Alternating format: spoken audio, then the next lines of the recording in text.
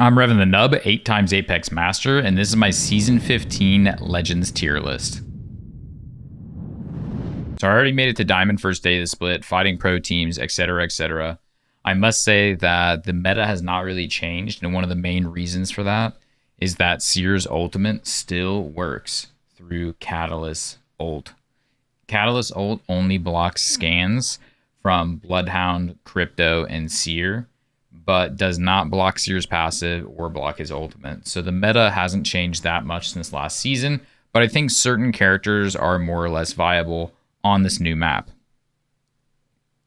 So on Broken Moon, I think the kings of Broken Moon right now with Ape meta meaning that you just try to fight everything that you possibly can because KP is unlimited.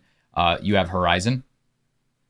Horizon's really, really good on Broken Moon because there's a lot of land variation height-wise. So height-wise, and then also there's a lot of buildings to play around where you need to get to an upper floor where they have inconvenient staircases.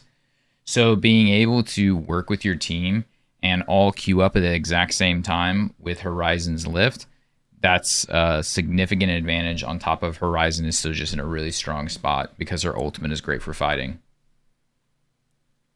And of course, the other king of the town is Seer.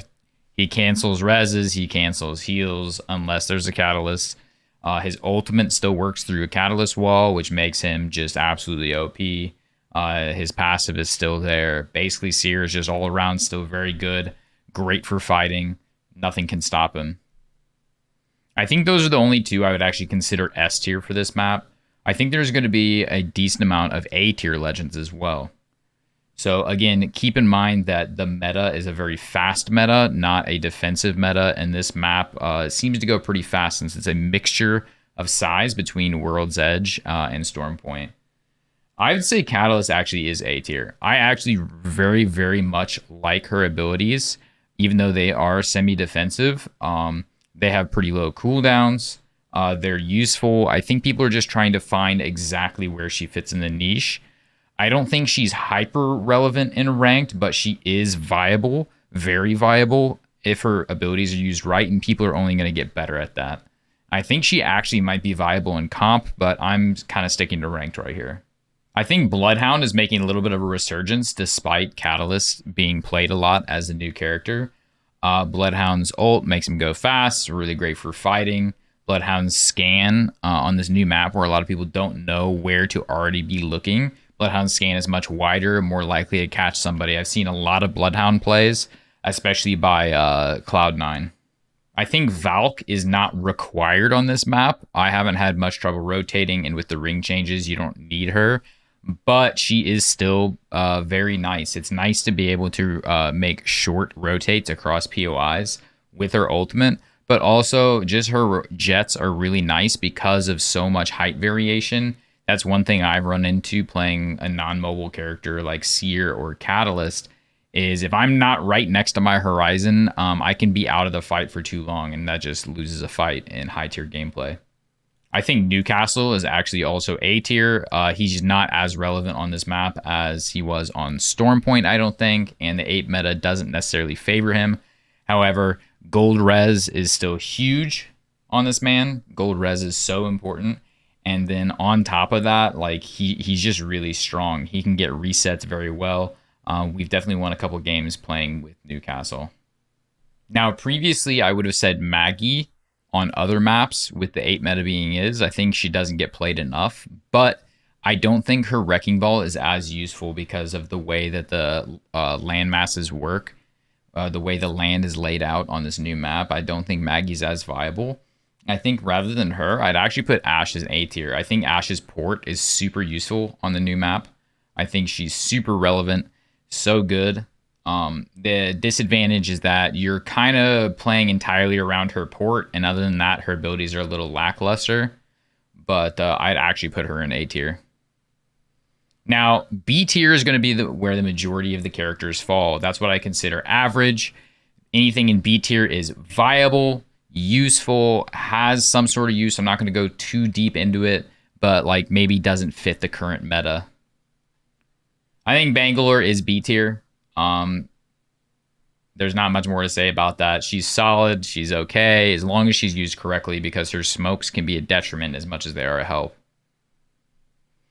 I think Gibby's still very strong. The thing is, the meta in ranked does not favor Gibby, and I think Newcastle is actually better for the ranked meta.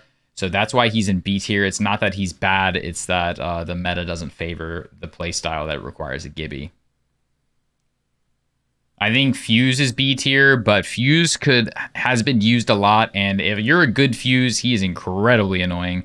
I think he could actually even be traded out with Ashe here, because he is very annoying. But his playstyle tends to favor teams that are trying to camp, and he can grief those teams because they're not moving with his knuckle clusters, grenades, etc. But that's just is not happening. Everything's about quick fights and having information as quickly as possible, which is why scan meta is a thing. I think Pathfinder's really solid on this map. Also, he's almost A tier. He's maybe like B plus tier. Might move him to the front over here along with Fuse. Very solid all around. Issue is his hitbox and long cooldown on his grapple. Once his grapple is gone, it's kind of just screwed. And you don't really need his zip lines in this map that much. I think Loba's B tier. This map has decent loot as long as you're landing at the right POIs. That's the issue that I found, is some POIs have very poor loot pools, but other POIs have great loot pools. I don't really understand it. So I'd say Loba is B tier here. I think Octane is B tier. Viable, but all his nerfs still remain. You don't really need his stim a lot of times in this map.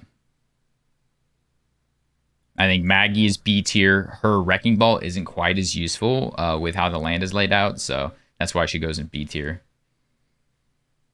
I think Vantage is B tier. I think people thought this map might have a lot more sniping than it actually does, and it just doesn't, but all advantages still are there. You know, she's able to scope out teams before a fight, etc., etc.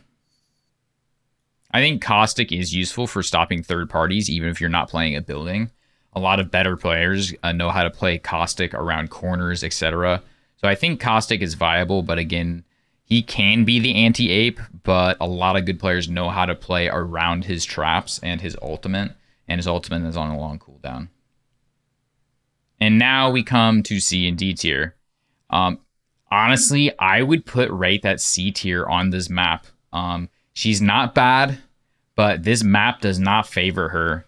Her Q is such a short distance. She phases barely anywhere, and it just does not work for this map. And her port is just not helpful in comparison to some other abilities.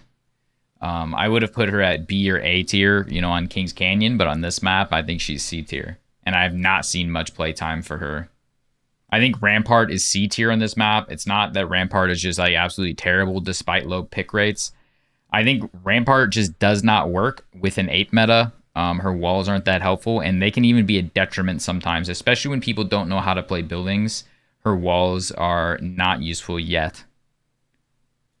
Watson, it's kind of the same thing. She's a mechanically difficult legend to play. She can be very, very useful, but this is not a campy meta, and she kind of requires camping.